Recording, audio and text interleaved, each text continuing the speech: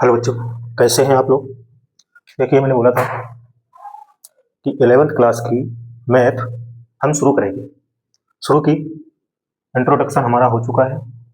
अगला देखिए, ये कुछ और एग्जाम्पल्स हैं, इनको सॉल्व करते हैं। कल हम करेंगे एक्सरसाइज। क्या करेंगे? एक्सरसाइज नंबर 1.1 कल करेंगे हम एक्सरसाइज नंबर 1.1। ठीक है। इसमें लिखा है नीचे दिए गए समुच्चय किस प्रकार के समुच्चय हैं। ये सुपरभाषित हैं, किस प्रकार के समुच्चय हैं, इनको हमको करना है। पहला लिखा है odd natural numbers less than 10, यानी कि 10 से कम विषम प्राकृतिक संख्या 1 2 3, यानी 10 से कम विषम। विषम जानते हो ना, ऐसी संख्याएं। विषम संख्या क्या होती है? ऐसी संख्याएं जो 2 से विभाजित ना हो।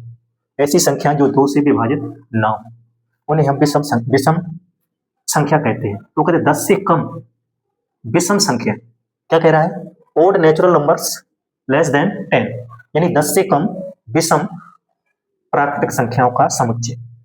यह समुच्चय किस प्रकार का है? वेल डिफाइंड है या फिर non does not well defined है? यानी वेल डिफाइंड है कि नहीं है। देखिए, ये वेल डिफाइंड है। वह समुच्चय जिसकी हम क्या कर सकते हैं? गिनती कर सकते हैं। क्या कर सकते हैं? गिनती कर सकते हैं। यानी गिनती कर सकते हैं, तो ये क्या है? नेचुरल नंबर है, प्राकृतिक संख्या है कि गिनती हो सकती है। इसलिए ये कौन सा है? वेल डिफाइंड है। कौन है? Well defined. Well defined. Well defined यानी सुपरिभाषित है। कैसा है? सुपरिभाषित है, समुच्चय कहलाता है। सुपरिभाषित समुच्चय कहलाता है। ठीक है। अब ये लिखा है द रिवर्स ऑफ इंडिया, यानी इंडिया की, यानी भारत की नदियों का समुच्चय। भारत की नदियां समुच्चय ये कौन सी होंगी? वेल डिफाइंड होगा या फिर नॉन वेल डिफाइंड होगा? देखिए, ये सुपरिभाषित होगा। क्या होगा? सुपरिभाषित, क्योंकि भारत की नदियां निश्चित है। ठीक है ना, ये क्या होगा? सुपरिभाषित। अब ये लिखा the vowels in the English alphabet, यानी वोवेल्स, इंग्लिश के जो अल्फाबेट है वो वोवेल्स। वोवेल्स यानी स्वर। अंग्रेजी वर्णमाला के स्वरों का समूह क्या कहलाता है? कौन कौन से होते हैं? ए ई आई ओ यू, ये क्या होते हैं? स्वर होते हैं, वोवेल्स होते हैं अंग्रेजी वर्णमाला के। तो इन ये कौन सा होगा? सुपरिभाषित होगा। कौन सा होगा बच्चों? सुपरिभाषित, यानी वेल डिफाइंड होगा। कौन सा होगा? Well defined. वेल डिफाइंड समुच्चय होगा। ठीक है।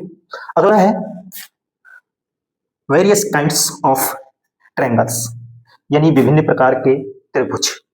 त्रिभुज, विभिन्न प्रकार के जितने भी त्रिभुज हैं, त्रिभुज तो जैसे बनाएंगे हम, किस प्रकार से समकोण त्रिभुज बनाएंगे या विषमकोण त्रिभुज बनाएंगे, जो भी है, जितने भी त्रिभुज हैं, उन त्रिभुजों का समुच्चय क्या कहलाएगा? सुपरिभाषित कहलाएगा। क्या कहलाएगा? सुपरिभाषित, यानी वेल डिफाइंड कहलाएगा। इसके बाद है प्राइम फैक्टर ऑफ 210, यानी ऐसे फैक्टर, यानी 210 के क्या करना है हमको? अभाज्य गुणनखंड, प्राइम फैक्टर करना है। कौन से करना है? प्राइम फैक्टर्स, यानी 210 के प्राइम अभाज्य गुणनखंड करना है। तो 210 के अभाज्य गुणनखंड कितने होंगे? 2 होगा, 3 होगा, 5 होगा और 7 होगा। 2 3 5 7, यानी 210 के जो अभाज्य गुणनखंड होंगे वो कितने होंगे? 2 3 5 और 7, ये अभाज्य गुणनखंड होंगे। इन अभाज्य गुणनखंडों का समुच्चय क्या कहलाएगा? आपका क्या कहलाएगा? सुपरिभाषित, यानी वेल डिफाइंड कहलाएगा, सुपरिभाषित कहलाएगा। ठीक है। अगला है the solution of the equation x² - 5x + 6 = 0, यानी इसके जो सोल्यूशन होंगे इस समीकरण के, यानी x² - 5x + 6 = 0 के जो हल होंगे वो क्या होंगे? 2 और 3 होंगे। कैसे होंगे? आप हल करना जानते हो नहीं? x² - 5x = हम इसको वहां ले जाएंगे 10, या वहां ना ले जा करके यही रखो, +10 = 0। अगर इसको हम फैक्टर करें, 3 दूना 6, तो x² - 2x - 3x + 6 = 0। x common हो जाएगा तो ये बचेगा x - 2, यहाँ -3 कॉमन, ये हो जाएगा x - 2, ये हो जाएगा x - 2 और एक साइड हो जाएगा x - 3, यानी x - 2 और x - 3, तो x पर कितना आया? 3 आया और x = 2 आएगा, यानी 2 और 3 ये क्या हो जाएंगे? इसके हल होंगे। तो हल होंगे, यानी 2 और 3 हल होंगे तो ये हो जाएगा वेल डिफाइंड। क्या होगा? Well defined. वेल डिफाइंड यानी सुपरिभाषित। क्या होगा? सुपरिभाषित। सुपरिभाषित समुच्चय कहलाएगा। ठीक है बच्चों, अब यहाँ तक आपको बात समझ में आ गई होगी कि सुपरिभाषित समुच्चय किसे कहते हैं। लिखने का मैंने तरीका बताया था, समुच्चयों को कैसे लिखते हैं।